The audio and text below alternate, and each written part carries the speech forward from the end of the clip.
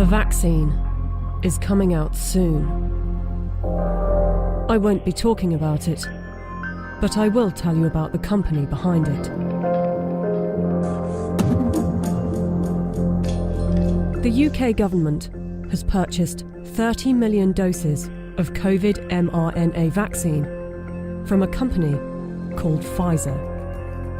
The vaccine is due to be delivered in November, with the potential of 100 million doses by the end of the year and 1.3 billion doses next year. News just out. Pfizer says it could be ready to apply for emergency use authorization for its COVID-19 vaccine candidate by late November. It won't be mandatory at the beginning, but judging from the large orders, a gradual plan will be implemented to persuade and incentivize people to take the vaccine and put restrictions on people that don't, along with shaming campaigns. I want to tell them that their decision, they need to understand, will not affect only their lives, which at the end of the day, it is their judgment, but will affect the lives of others. Because if they don't vaccinate, they will become the weak link that will allow this virus to replicate. Some will say that this is conspiracy theory, so let's just stick to the facts.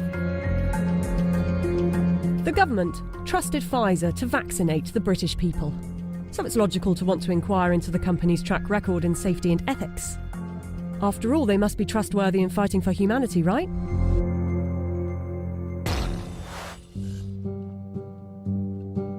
Pfizer made itself one of the largest pharmaceutical companies in the world by purchasing its competitors and through aggressive marketing tactics.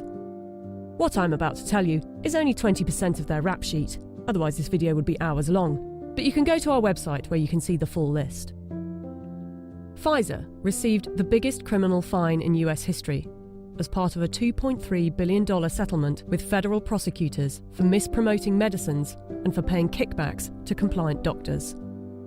Pfizer pleaded guilty to misbranding the painkiller Bextra by promoting the drug for uses that were not approved by medical regulators.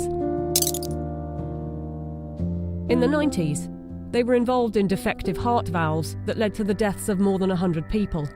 The company had deliberately misled regulators about the hazards. The company agreed to pay $10.75 million to settle Justice Department charges. Pfizer also had a class action suit with a $60 million settlement over Resolin, diabetes medication, that resulted in patients dying from acute liver failure, said to be caused by the drug. In the UK, they have been fined nearly £90 million by the UK's competition watchdog for unfair pricing to the NHS after hiking up the cost of an anti-epilepsy drug by 2,500%, charging the taxpayer an extra £48 million than the actual price, which is $2 million per year. Buying competitors and mis-selling drugs weren't the only factors in making them the giant of a company they are. Their special relations with doctors and medical professionals has also helped. In 2004, Pfizer's subsidiary agreed to pay $430 million to resolve criminal charges that it paid physicians to prescribe its epilepsy drug, Neurontin, to patients with ailments for which the medication was not approved. In 2010, a federal jury found that Pfizer committed racketeering fraud in its marketing of the drug.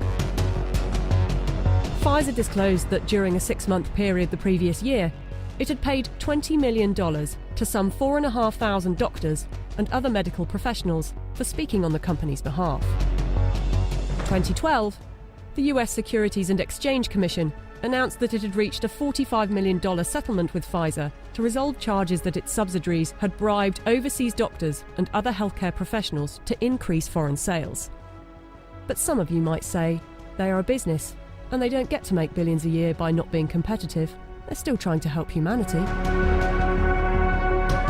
Pfizer was sued in a US federal court by Nigerian families who accused the company of testing a dangerous new antibiotic called Trovan on children without parents' consent and using their children as human guinea pigs. A panel of medical experts concluded that Pfizer had violated international law, and the company agreed to pay $75 million to settle the lawsuits in Nigerian courts. The US case was settled for an undisclosed amount. Amid widespread criticism of high pricing for poor countries, and in particular AIDS medications, Pfizer offered to donate a 2-year supply of its drug, Diflucan, worth $50 million to the South African government.